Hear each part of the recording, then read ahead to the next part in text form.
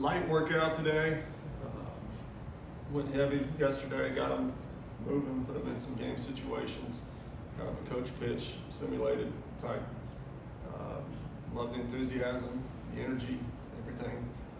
You know, I was pleased with everything. The coaching staff was as well, and the guys got their throwing in, pitchers, everybody's set. Excited to be a part of it. You've had a chance to really look into UCLA now. They get on base at a pretty good rate. Which is your takeaways after watching them? Yeah, it's hard to pitch them inside because of what they'll do. They'll hang in there and take the hit by pitches and know the strike zone. That's a very high on base percentage. They can beat you in a lot of different ways. And, you know, where the arms they run out at you, they can steal bags. They'll steal third, drag, you know, sack bunt. They just and they play great defense. So that's why they've had an outstanding year. As a competitor, as a manager, as a coach, what does the regional format do for you? I mean, I guess how exciting is it to really get in these regionals, because it is so much, I guess, managing the situation throughout a weekend. Yeah, it's you know, it's awesome. It's awesome for the guys. And, it's awesome for our coaching staff. It's good for the program. It's you got to treat everything the same. You know, what you don't want to do as a coach is act like somebody else. You know, you want to stay consistent. And our routines and everything that we've done, we've you know, made it a point that everything stays the same. These games are no different than other ones. You can't you know, get too amped up. That's what I told the guys. I said, men, the teams that win this time of the year are the ones that keep their emotions in check and can think. You got to be able to think. You can't get so amped up that you know, you play totally different than you did during the regular season. Aren't you kind of in a different mind space, though, like in the fifth inning on Friday you'll be, as opposed to where you'll be on a Friday night here in Hauser? I mean, because of the regional format, and just kind of having to think 2 steps ahead, it seems like. Well, yeah, again, but you got to be careful not to overcook it and do something that the team goes, well, what are we doing? We haven't done that all year. You know, so we've done a lot of different things as far as, you know, stealing third, starting runners, hitting and running, and you know, when we bunt, when we don't bunt, and all that'll stay the same. You talk about the regional format though, but how important is winning that first game to kind of set you up? Pretty nice for the rest of the weekend. Yeah, I mean, again, we've been in so many of these over the years. We've lost the first one, come back and won the region. We've been 2 and out. We've, you know, won the first one, lost the second one, come back and won it. We've done it every, you know, which way. So, you know, sure, survive and advance. That's the motto that everybody uses in basketball and baseball this time of the year. Do you know who you'll throw Friday? Yeah, we're going Parker. Did you definitely go Bryce on Saturday, or was that TBD? Well, yeah, we'd go Bryce Saturday, yes.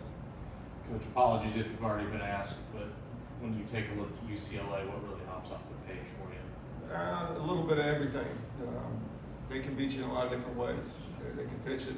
They've even got some guys that are out on the mound that we're doing a lot of heavy lifting for them. But they've got, you know, athleticism. They bunt. They do a lot of different things. They can beat you in a lot of different ways.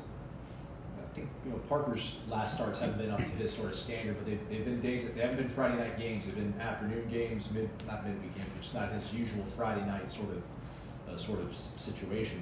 Did you guys talk to him about seeing if you felt good about starting in the afternoon, or is it just totally up to you guys who you're going to throw on a Friday night?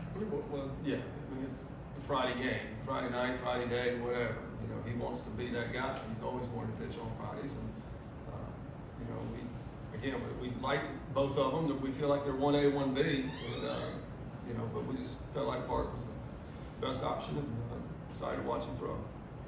Those losses you guys have had recently with Parker, what would you kind of attribute that to, and what's maybe the key for him to, you know, be at that level where he's in Parker, you know? Yeah, again, that's what we're looking for, a Parker Messick start that keeps us in the ball game, and we got to be, again, being able to think and calm the emotions, and you know, just play good quality baseball. That's what's going to, you know, get it done. So Parker's, there's nothing wrong with him. You know, it's good competition. It's, you know, here and there, a duck snort, out in front home run, you know, and you get beat. So there's absolutely nothing wrong with him. I want to ask about Wyatt. That's just been such a reliable option for you guys out of the bullpen. How have you kind of, I guess, how much has your confidence grown in him and your trust in him? And I guess, how has he kind of taken his game to the next level? It's just the more reps that he's had at it, you know.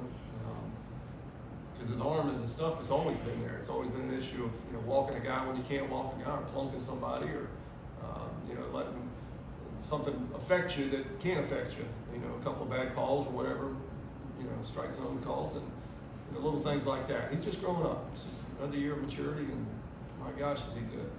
And you talked about his slider, adding that to his game, and how it's kind of elevated him. What does that do for a pitcher when you can add that extra piece in there? Yeah, Wyatt's always thrown a slider. He's just throwing it a lot harder this year. You know, back in the day, it looked more like a slurve. Now it's a, you know, sweeping, wipe out, 85, 86 mile an hour breaking ball, and it's definitely harder to hit the harder you throw it. It's what you've seen from guys like Logan and Jackson and Brock, guys that just kind of you use in certain situations, how they've been approaching this week. Yeah, everybody, it's been good, you know. And again, we put them in some different scenarios, and you know, trying to make it as game-like as possible, and making sure that guys are relaxed to where you can think. And remember, all right, this is what I do if this happens. You know, in this bunch of situations, shortstop does this. You know, things that you go back over, but it's been a while since you've been over them, and you know, guys, you know, can retain that. And that was good. I don't think we've seen Jackson since he had that play with Jaime. Is he going to be available for the regional? No, he's not. How's the ballpark up there play as far as hitter friendly, pitcher friendly? It's fair. You know, you got the big wall on the left. The little nook and cranny is when it turns out left center. It turns, and that center fielder better be ready. If that ball hits there, it's shooting it straight to center field. I can remember some inside the park opportunities, you know, in that ballpark. Back we used to play them, you know, every other year they'd come to us and we'd go there. But it plays fair. You know, it's a quaint ballpark. It's very, very nice, and you know, which is good, because you know, a lot of times you go to some places and you're like, remember like in Georgia that year, we went to Georgia. I'd never seen a ballpark play that small my entire life, and you know, when we came out on top, it was a good thing, but still, it was, golly, nerve-wracking. Do you guys do anything on Thursday night? Like, is there a movie night, anything inspirational, team camaraderie thing you're going to try to do on Thursday night before? No, we're just, again, about the routine. We got to get them in bed. You know, it's 11 a.m. over there. We're losing an hour, so we'll have a team dinner and go over a few things and put them in bed. When you guys are going to different parks, that Thursday preparation, the practice, getting on the field, just how big is that to get comfortable with the surroundings? Yeah, and you know, the pitchers get to stay on the mound, look at the backdrop there. The hitters obviously get to take BP and see what the backdrop's like. And you go around the outfielders, and you know, ball hits here, this is what it's going to do. You figure out on overthrow at first base if the guy can get to third. We'll go pop-ups, how much foul ground you know you got, and we'll go through all that. We've got, that's pretty much what we do everywhere we go. So we'll just keep the same routine. You guys have played UCLA before in your career, and Cal State Fullerton, and even brought in Cal this year. Are there similar characteristics from these West Coast baseball teams, or are they all a little bit different? They play a different brand. It's a little bit, you know, again, they want to bunt, they want to run, they want to do a lot of things that you don't see so much in the Southeast. But, you know, that's why you want to play a Cal. You want to get an idea of what, you know, so if you run into this situation, you got an idea of what it's like. And, you know, again, they can do a lot of different things. Very, very talented team, well coached. John Savage is a legend in our game. And I had a question about non-conference strength of schedule. The committee was talking about that a lot. You guys put together one of the better non-conference slates. Do you feel like that's the way college baseball is going in the future, is teams are going to now be forced to have to play really good non-conference schedules? Yes, I do think that's going to be the way for the rest of the way, because they're not going to allow the people to bail on the, you know, late season, you know, pulling out and saying we're not playing because they're worried about an RPI hit, and that's got to stop. And the way it stops is by scheduling stronger out of conference. I'm sure you guys about on Monday. I know you're preparing for this weekend, but just the whole 44 straight consecutive postseason appearances for you guys. I mean, UCLA won a World Series and didn't make the tournament at all the following season. Defending national champs didn't even make their conference tournament. Just that, I mean, what your father and you have been able to do here. Just, have you been able to kind of maybe appreciate it at all in the last 48 hours? No, really, truly haven't. You know, he did all that, and you know what he accomplished was unbelievable. And you know, we just, again, there's so much work that goes into it. That it's, you got to, boom, as soon as you know who's coming, you know, getting scout reports, looking at synergy, looking at game tape, and you know, trying to get your guys ready at the same time. Is there anything about this team that maybe a little bit different than the other in teams you've been a part of here? What maybe differentiates this team from those? I mean, I love the looseness. I love the camaraderie. I love the, they don't hang their heads when things aren't going their way. I call them resilient, and they are. And that's a powerful quality in a team.